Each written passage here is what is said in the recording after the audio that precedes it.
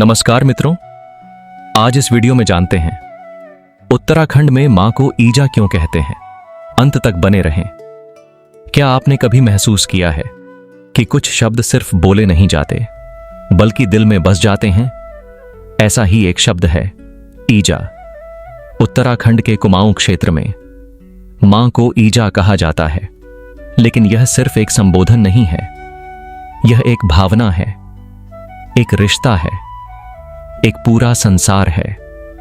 ईजा इस एक शब्द में छिपी होती है ममता, अपनापन, सुरक्षा और प्रेम का अथाह सागर।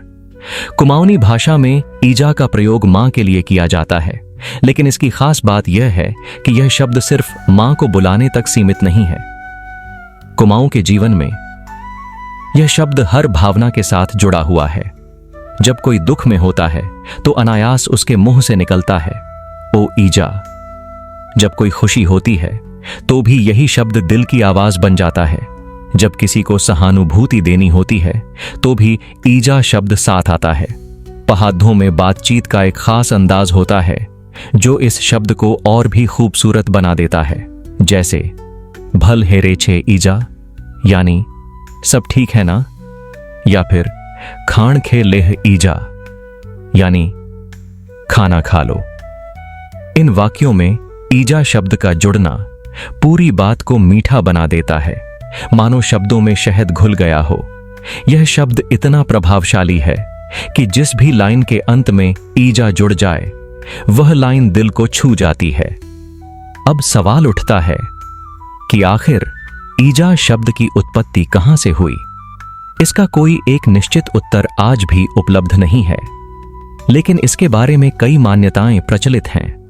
कुछ लोग मानते हैं कि ई का अर्थ होता है ईश्वर और जा का अर्थ जन्म देने वाली, यानी ईजा का अर्थ हुआ जन्म देने वाला ईश्वर, सीधे शब्दों में भगवान। यही कारण है कि पहाड़ों में मां को भगवान का दर्जा दिया जाता है।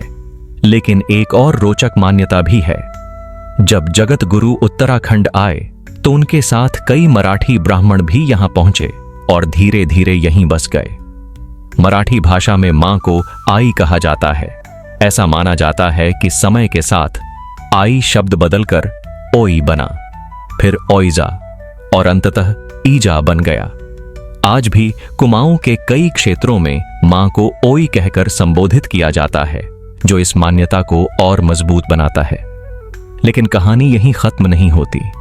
कुमाऊनी भाषा में ईज, ईजा, ईजा, ईजी, ईजू, ओई, ओइजा जैसे कई रूप प्राचीन समय से प्रचलित रहे हैं। इन सभी शब्दों का अर्थ एक ही है, मां, जननी, संरक्षिका, यानी वह जो जन्म देती है, पालन पोषण करती है और जीवन भर अपने स्नेह से सुरक्षा देती है। इतना ही नहीं, कुछ भाषाई दृष्टिकोण यह भी बताते हैं कि अंग्रेजी का शब्द एजिस, जिसका अर्थ होता है संरक्षण या सहारा देना, उसका मूल भी इसी भाव से जुड़ा हुआ माना जाता है। और आश्चर्य की बात तो यह है कि मिस्र देश का अंग्रेजी नाम इजिप्ट भी ईजी और प्तह जैसे शब्दों के मेल से बना माना जाता है। यहां ईजी का संबंध मातृ देवी से जोड़ा जाता है, जबकि पेथा, प्तह सृष्टिकर्ता के प्रतीक माने जाते हैं। यानी एक तरफ कुमाऊं के पहाड़ और दूसरी तरफ प्राचीन मिस्र की सभ्यता, दोनों जगह मां के लिए मिलते जुलते शब्दों का प्रयोग। यह दर्शाता है कि यह भाव कितना प्राचीन और सार्वभौमिक है। इसलिए यह कहना गलत नहीं होगा कि ईजा सिर्फ एक शब्द नहीं, बल्कि हजारों वर्षों की भावनाओं का सार है।